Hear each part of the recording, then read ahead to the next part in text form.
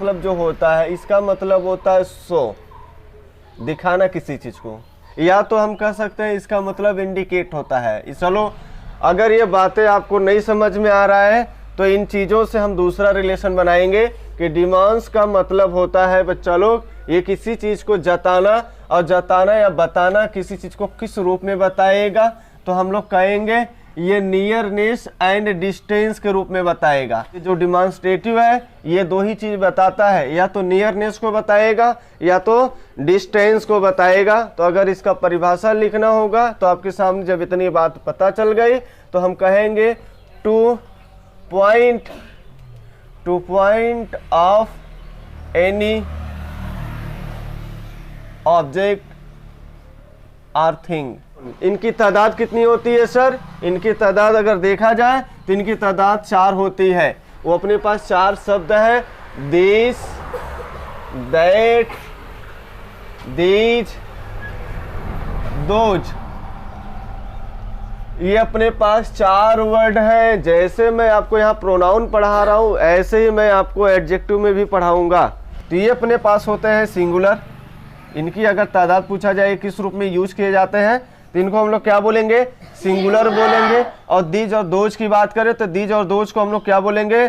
Plural बोलेंगे। और दूसरी बात में कहें कि यही दिस और दीज जो हम लिख रहे हैं ये बताएगा नियरनेस, जिसके लिए हम पढ़ाई करना चाह रहे हैं। ये अपने पास यहाँ पे लगा हुआ है, नियरनेस को बताएगा, नजदीकी को बताएगा। और जबकि दैट और दोज क्या बताएगा? दूरी को बताने का प्रयास करेगा। ये नजदीकी को बताएगा और ये वाला फंक्शन दूरी को बताएगा। तो 2 तरीके से यूज है, एक तो सिंगुलर के रूप में यूज हो रहा है और दूसरा प्लूरल के रूप में यूज हो रहा है। यहाँ पर इस प्रकार का फंक्शन है, और जब ऐसे लिखा तो यहाँ पर समझ में आ रहा है कि ये वाला जो फंक्शन और ये वाला फंक्शन है ये किसको बताएगा? नियरनेस को। और यहाँ पर ये वाला फंक्शन और ये वाला फंक्शन किसको बताएगा?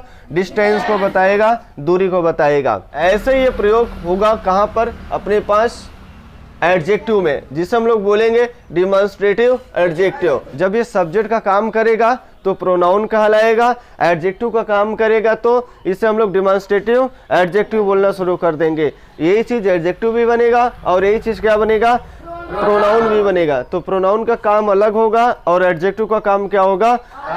यह बहुत खतरनाक टॉपिक नहीं है, खतरनाक तब बनेगा जब इसे आप समझोगे नहीं तब, क्योंकि इसका नेचर थोड़ा सा अलग तरीके का है। तो जैसे हम दिस की बात कर रहे हैं तो दिस में हम लोग जानते हैं कि सिंगुलर है। जैसे हमारे पास यहाँ पर अभी प्रैक्टिस को लगाने से पहले यहाँ पर देख लीजिएगा, सामने हम कुछ कलम का यूज कर रहे हैं, कुछ कलमों का यूज कर रहे हैं। अगर हम आपसे पूछें ये क्या है तो कहेंगे दिस इज अ पेन। क्या बोलेंगे? This is a pen. अगर हम बोले अभी बताओ ये क्या है, आप लोग क्या बोल सकते हैं? ये क्या है? तो हम लोग कहेंगे दीज आर पेन्स। तो हम लोग दिस इज अ पेन नहीं बोल पाएंगे, हम लोग क्या बोलेंगे? These are pen. तो ये कितना हम नंबर की तादाद में बोल रहे हैं। जैसे अभी बताओ वहां पर एक क्या है?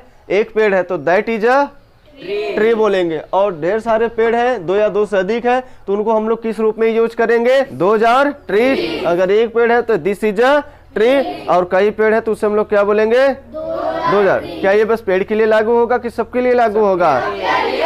तो चलिए यहाँ पर देखिए और प्रयोग करने का प्रयास कीजिए। इसका स्पीकिंग में बहुत ज्यादा यूज होता है। हम लोग दिस, दैट, दिस, दोज का जो प्रयोग करते हैं, this is a pen, that is a pen, जो भी हम लोग बोलना चाहते हैं इसका ज्यादा सिग्नल है, फ्रीक्वेंसी काफी तगड़ा है। जैसे यहाँ पर हम लिख रहे हैं this is a chalk, this is a chalk. जो हमारे हाथ में है ये क्या है?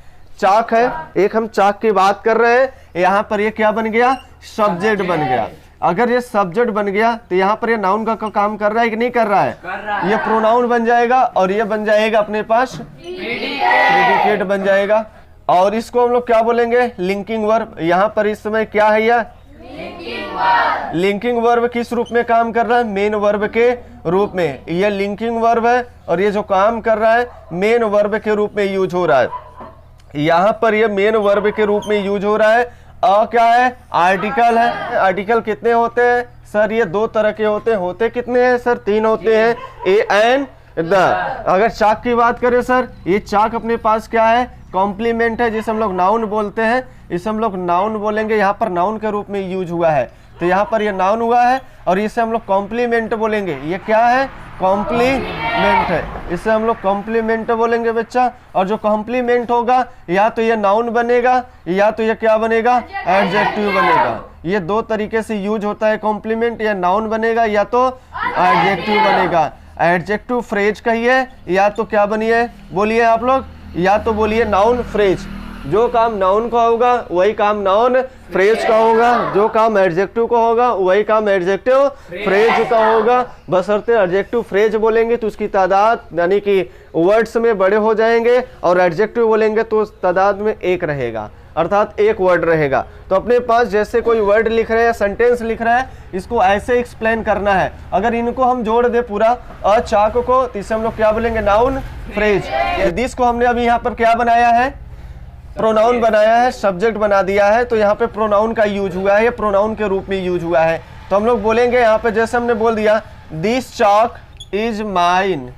अब ये बताओ दिस क्या बन रहा है, यहाँ पर ऑटोमेटिक हम लोग कहेंगे सबसे पहले ये वाला सर सब्जेक्ट बन रहा है, ये वाला क्या बन रहा है, पार्ट सब्जेक्ट बन रहा है, और ये वाला पार्ट अपने पास क्या बन रहा है, प्रेडिकेट बन रहा है। तो जितने भी हो रहे हैं सबसे पहले इन्हें दो पार्टों में ब्रेक करो। कोई भी सेंटेंस लिख रहे हो, जब तक दो पार्टों में ब्रेक नहीं करोगे तब तक आगे आपको बढ़ना नहीं है। दो पार्टों में ब्रेक करने के बाद ही आपको आगे बढ़ना है। अब इसके बाद धीरे धीरे सबको तोड़िए। अभी यही दिस बताओ यहाँ पे क्या था, जल्दी बताओ। तो यहाँ पर ये क्या है सर, ये एडजेक्टिव बन गया।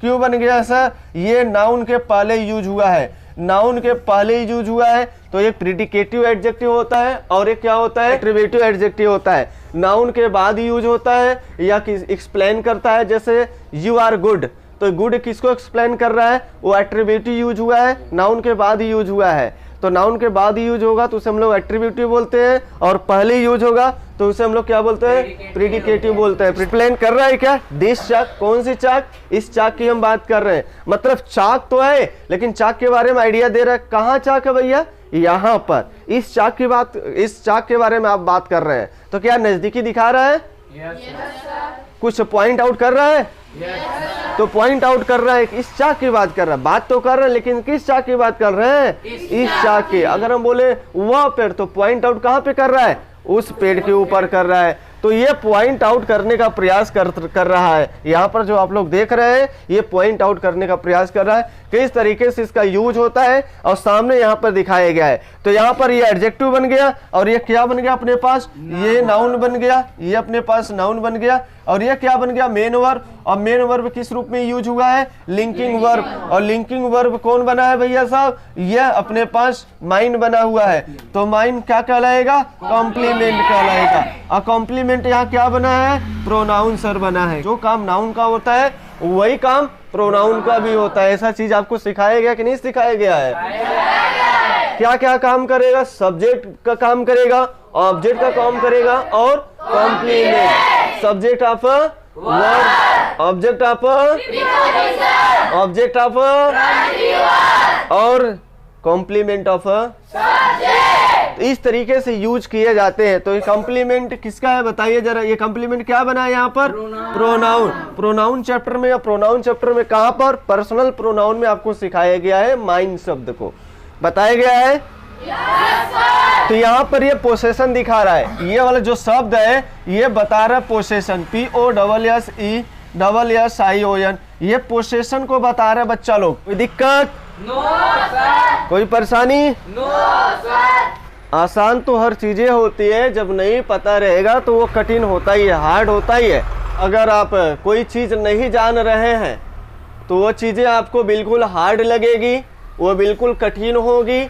जैसे ही आपको पता चलेगा ये चीजें ऐसी हो तो कहेंगे इसमें कौन सी बड़ी बात थी, ये तो छोटी सी चीज है। वही छोटी सी चीज का ही पैसा लगता है, उसे कहते हैं टेक्निक।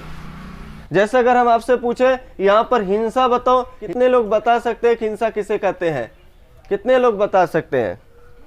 हिंसा का नाम आप लोग इतिहास में सुने होंगे, इतिहास भी पढ़े होंगे। अभी तक हिंसा का नाम किस प्रकार से सुने, किस प्रकार से जानते हैं आप लोग। महात्मा गांधी का नाम सुने होंगे, महात्मा गांधी हमेशा हिंसा की लड़ाई लड़ते थे। जितने भी लोग लड़ाई लड़े हैं सब लोग हिंसा की लड़ाई लड़े हैं। मैंने यहाँ पे एक शब्द लिखा है एजुकेशन। एजुकेशन जो आपको ये पढ़ाया जा रहा है बच्चा लोग, इस रूप में ढल गई है आप इसका अंदाजा भी नहीं लगा पाओगे। जैसे यहाँ पे पढ़ने आ रहे हो इस प्रकार से आपको समझाया जा रहा है, ये आपको स्टडी के रूप में समझाया जा रहा है। यहाँ पर आपको स्टडी कराया जा रहा है, आपको यहाँ पर असलियत में पढ़ाया जा रहा है, सिखाया जा रहा है। शिक्षा का मतलब क्या होता है और कितने कम दामों पर आपको शिक्षा अवेलेबल होनी चाहिए और कितना होना चाहिए। और शिक्षा में क्या सिखाया जाता है, आपको एजुकेशन दिया जाता है जो किताबी नॉलेज होता है या थोड़ा उससे हटकर दिया जाता है। अगर किताबी नॉलेज दिया जा रहा है तब तो हम अपने व्यवहार में यूज नहीं कर पाएंगे, अपने आप को हम जागृत नहीं कर पाएंगे। यहाँ पर अपने पास जो भी किताब पढ़ी है उसको दो तरीके से यूज करना है आपको। एक तो एजुकेशन के रूप में जो आप यूज कर रहे हैं वो तो चलेगा ही चलेगा, कोई प्रॉब्लम नहीं है। और दूसरा है लाइफ में उसका यूज हम लोग कहाँ पे करेंगे, इसका यूज किस प्रकार से करेंगे। जब तक इसका यूज नहीं करोगे, अपने व्यवहार में नहीं लाओगे, तब तक इस एजुकेशन का क्या होगा, अर्थ अनर्थ होगा। अगर हिंसा नहीं समझ में आ रहा है तो हिंसा का एक नया वर्ड यहाँ पे लगा रहे, अपने आप कहोगे हाँ बिल्कुल समझ में आ गया, कोई दिक्कत नहीं है। बहुत ज्यादा एक्सप्लेन करने का प्रयास नहीं करेंगे। देखिए जैसे हम अगर आपको बोल रहे हैं जितने भी बड़े लोग हैं छोटे लोगों के ऊपर जब अपना अटैक करते हैं, आक्रमण करते हैं, जितने भी बड़े लोग हैं छोटे लोगों के ऊपर रोब जमाते हैं। ये जो बड़े लोग हैं ये छोटे लोगों के ऊपर अपना रोब जमाते हैं या कुछ काम करते हैं छोटे लोगों के ऊपर और अपना एक नया सिस्टम तैयार करते हैं और इस सिस्टम से अपना कारोबार चलाते हैं। इस चीज को हम लोग बोलते हैं बिजनेस। और बिजनेस का अर्थ होता है लाइफ टाइम पैसे अर्निंग आता रहना। अर्थात हम ये कहना चाहेंगे किसी के ऊपर हमेशा काम करो और काम इस प्रकार से करो कि आप घर बैठे भी रहो या काम ना करो तो भी पैसा आए। इस चीज को हम लोग बिजनेस बोलते हैं। काम किससे करवाएंगे, इन छोटे लोगों से। तो दूसरी बात अगर यहाँ पर हम बात करें, जब ये छोटे लोग, अब इसी चीज को हमने पलट दिया, जब ये छोटे लोग अपने हक के लिए लड़ाई लड़ते हैं बड़े लोगों से, ये छोटे लोग जो है बड़े लोगों से जब लड़ाई लड़ते हैं अपने हक के लिए, इस चीज को हम लोग हिंसा बोलना शुरू कर देते हैं। हिंसा का मतलब अपने हक के लिए, अपने अधिकार के लिए जब लड़ाई लड़ोगे कि नहीं इसमें मेरा भी पद बनता है, हम लोगों को ये मिलना चाहिए, तो क्या होता है हिंसा। जब बड़े लोग छोटे लोगों के ऊपर अटैक करते हैं, आक्रमण करते हैं, अपना रोब जमाते हैं, अपना कुछ भी कारोबार चलाते हैं, तो उस चीज को हम लोग क्या बोलना शुरू कर देते हैं, बिजनेस। लेकिन यहाँ पर छोटे लोग जब उल्टा काम करते हैं बड़े लोगों के ऊपर, अपनी हक के लिए लड़ाई लड़ते हैं, उस चीज को हम लोग क्या बोलते हैं, हिंसा। एजुकेशन जो आपके सामने चल रही है, जो ये पढ़ाई या शिक्षा आपको दिया जा रहा है, ये क्या बन गया है, एक प्रकार का बिजनेस बन गया है कि नहीं बन गया है। हर तिराहे पर, हर कोने पर कोचिंग इंस्टीट्यूट, स्कूल खुल रहे हैं, तमाम प्रकार का खुल रहे हैं कि नहीं खुल रहे हैं। अगर जो स्कूल कॉलेज खुल रहे हैं, अभी चाहे जो भी हम बात करें, चाहे स्कूल हो चाहे वो कॉलेज हो, जितने भी सिस्टम खुल रहे हैं, ये बताओ आपको पढ़ाने के उद्देश्य से खोल रहे हैं या अपना रोजी रोटी चलाने के उद्देश्य से खोल रहे हैं या किस उद्देश्य से ये कॉलेज या स्कूल या कोचिंग चला रहे हैं, खोल रहे हैं। देखो अगर वो कॉलेज खोल रहा है तो बहुत अच्छा काम कर रहा है, मतलब शिक्षा देने का प्रयास कर रहा है, आपको सिखाने का प्रयास कर रहा है, लेकिन इसका ये मोटिवेटिव नहीं है। इसका उद्देश्य ये है कि हमसे इसे क्या करना है, अर्निंग लेना है। क्या लेना है इसे, अर्निंग। जब तक यह अर्निंग के चक्कर में रहेगा तब तक इसका कॉलेज नहीं सुधरेगा, यहाँ से तमाम प्रकार का चीज नहीं सुधर पाएगा। आप इसका एक अंदाजा लगा सकते हैं अच्छा रूप में, एक प्राइवेट स्कूल से और एक गवर्नमेंट स्कूल से आप इसका बहुत बढ़िया से अंदाजा लगा सकते हैं। गवर्नमेंट स्कूल में क्या होता है, गवर्नमेंट रहता है खुद अपना, वहाँ के जो टीचर होते हैं वो क्या करते हैं, आपको बहुत प्रेशर डालते हैं, बहुत ज्यादा कुछ दिक्कत करते हैं, नहीं आ रहा कोई प्रॉब्लम उनको नहीं होता है, क्योंकि उनको पेमेंट कौन दे रहा है, सरकार दे रही है, तो उनसे कोई मतलब नहीं है आप पढ़िए ना पढ़िए, उनका काम है आए वो पढ़ाए और चले गए सीधा। लेकिन प्राइवेट स्कूलों में जरा गौर करिएगा, क्या करते हैं, आपसे नहीं आएगा डांटेंगे, मारेंगे, इसको पूछेंगे, तमाम प्रकार का एक्टिविटी कराएंगे, वहाँ का रूपरेखा क्या होता है, अलग होता है। सरकारी में वो तो प्रेशर डाल के नहीं बुलाएगा, प्रचार करके नहीं बुलाएगा, बुलाएगा लेकिन प्राइवेट स्कूल जो होगा वो क्या करेगा, अपना प्रचार करेगा। तो दूसरी बात यहाँ पर ये दो चीजों के लिए काम करता है, एक तो अर्निंग के लिए काम करता है, अर्निंग इसलिए करेगा क्योंकि अपने परिवार को चलाना है, और कुछ लोग क्या करते हैं, यहाँ पर असलियत में आपको एजुकेशन देते हैं, फिर एजुकेशन भी देंगे और इनका अर्निंग भी बनेगा। अर्निंग के चक्कर में रहोगे तो एजुकेशन नहीं मिल पाएगा, और एजुकेशन देंगे तो यहाँ से अर्निंग भी होगा और एक एजुकेशन भी होगा, स्टूडेंट भी बढ़ेंगे, लड़के भी खुश होंगे, विकास भी होगा, हर चीज होगा तब। तो मैंने यहाँ पर दीज भी लिखा है और यहाँ पर भी दीज मैंने लिखा है, दोनों जगह मैंने दीज लिखा है। अब दोनों जगह में बताओ क्या वही दीज एक ही जैसा काम कर रहा है या अलग अलग काम कर रहे हैं? अब यहाँ पे अलग अलग काम कर रहे हैं तो अलग अलग, यहाँ पर क्या बन जा रहा है सर? ये सर एडजेक्टिव बन जा रहा है। यहाँ पर क्या बन जा रहा है? ये एडजेक्टिव बन जा रहा है। और जबकि यहाँ पर असलियत में देखा जाए तो यहाँ पर क्या बन रहा है? यहाँ पर प्रोनाउन, यहाँ पर प्रोनाउन बन रहा है। तो प्रोनाउन जब बनेगा तो ये नाउन के रूप में यूज होगा, तो ये सिंगुलर प्लूरल बनेगा, तब यहाँ पर क्या होगा? ये सिंगुलर प्लूरल काउंट किया जाएगा। और है क्या ये? ये तो सर प्लूरल है, ये तो क्या है? यहाँ पे प्लूरल है, तब यहाँ पर हम एडजेक्टिव के रूप में यूज नहीं कर रहे हैं, नाउन के रूप में। तो नाउन को हम लोग क्या देखते हैं? सिंगुलर और प्लूरल देखते हैं। तो यहाँ पर बताओ क्या बना है? यहाँ पे प्लूरल। ये क्या बनेगा आपका? प्रीडिकेट। तो आपको दो भाषाओं में सबसे पहले तोड़ना है। दो भाषा कौन कौन सी है अपने पास? एक सब्जेक्ट हो जाएगा, दूसरा क्या हो जाएगा? प्रीडिकेट। और जितनी आपको हो सके, कि जरूरी नहीं जितना सर बता रहे बस उतने तोड़े, आपको जो जो मन आ रहा है, जो जो समझ में आ रहा है। देखो मैंने भी वैसे लिखा, सर ये प्रोनाउन बनेगा। प्रोनाउन जो होता है इसको हम दो तरीके से देखते हैं, या जो नाउन होता है इसे हम दो तरीके से देखते हैं, सिंगुलर भी हो सकता है और प्लूरल भी हो सकता है, काउंटेबल भी हो सकता है और अनकाउंटेबल भी हो सकता है। और यहाँ पर ये किस रूप में यूज हुआ है सर? ये प्लूरल के रूप में यूज हुआ है। चलो बहुत अच्छी बात है। तो हम इसको कौन सा प्रोनाउन बोलते हैं सर? यहाँ बोलते हैं डिमॉन्स्ट्रेटिव प्रोनाउन। ये डिमॉन्स्ट्रेटिव में ये क्या बता रहा है बच्चा लोग? यह नियरनेस बता रहा है। नियरनेस, नियरनेस में प्लूरल चीजों को दिखा। नियरनेस का मतलब होता है नजदीक में। नजदीक में आपसे बोला जा रहा है कि जो ये चेयर है, ये चेयर है, कैसा है? महंगा है। जो यहाँ पे ये चेयर, एक चेयर की बात हो रहा है, कई चेयर की बात हो रहा है? तो यहाँ पर एक चेयर की बात नहीं कर रहे हैं, हम कह रहे हैं कि ये जो चेयर है, दीज चेयर्स आर कॉस्टली, हम इनकी बात कर रहे हैं। दीज चेयर ना होगा, दीज चेयर्स हो जाएगा। तो यहाँ पर देखो ये जो अपने पास एडजेक्टिव होता है, ये तो ना तो सिंगुलर होता है ना तो ये प्लूरल होता है। ये डिपेंड करता है नाउन के ऊपर। अगर हम यहाँ पे ये हटा दें, ये यस वाला, तो बताओ क्या सही है कि गलत है? गलत हो जाएगा। अब इसके हिसाब से यहाँ पर गलती हो जाएगा। अगर या तो यहाँ पर एक चेयर है तब तो ये नहीं आएगा, ये गलत है। अगर कई चेयर है तो इसके हिसाब से ये सही आएगा। तो ये हमेशा नाउन के हिसाब से आता है एडजेक्टिव। और ये दैट यहाँ पर भी आया है और दैट यहाँ पर भी आया था, अपने पास इधर लिखा गया, दैट नहीं लिखा गया क्या? जैसे हमने दिस लिखा है इसी प्रकार आप दैट इज अ चॉक जैसे हम बोल रहे हैं। वह बताओ एक वॉच है तो उसे हम लोग क्या बोलेंगे? तो एक चीज है दूर है तो उसे हम लोग दैट बोल रहे हैं, और कई चीजें हैं तो हम लोग क्या बोलेंगे? दोज। तो यहाँ पर देखिए आप लोग, यहाँ पर जो दैट लिखा है, अब यहाँ पर ये बेचारा बन गया कंजंक्शन। क्या बन गया? कंजंक्शन। अगर आपको प्रोनाउन पढ़ाया जा रहा है, अगर प्रोनाउन पे ही चैप्टर को रोक दिया जाए कि ये प्रोनाउन का काम करता है और आगे न दिखाया जाए, तो अगला जब चैप्टर लगेगा तो आपको कंफ्यूजन मिलेगा कि भैया हम ये सर जी डिमॉन्स्ट्रेटिव एडजेक्टिव पढ़ा रहे हैं, एडजेक्टिव में एडजेक्टिव पढ़ाना चाहिए, तो ये क्या क्या भिड़ा दे रहे हैं? तो आपको दिखाना पड़ेगा ही पड़ेगा, क्योंकि देखिए इसका एक्टिविटी किस तरीके से हो रहा है। जरूरी नहीं है कि एक शब्द एक ही तरीके से यूज हो। तो आपको लगभग इस तरीके से कहीं भी, ये जो एग्जाम्पल मैंने यहाँ पर लिखा है, तो इन सब एग्जाम्पल को आप छोटे से क्लास में 1 से 8वीं तक का क्लास को उठाइए कोई बुक और उसमें पढ़ाई करिए, उसमें देखिए।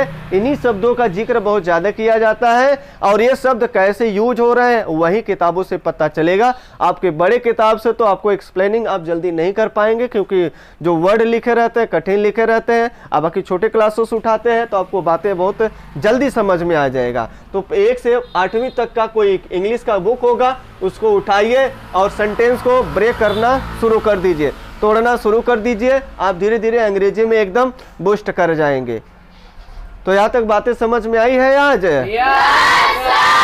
तो इसको लगाया जाएगा स्टॉप। आज आपकी ये बातें अर्थात ये डिमॉन्स्ट्रेटिव प्रोनाउन हो गई फिनिश। ओके?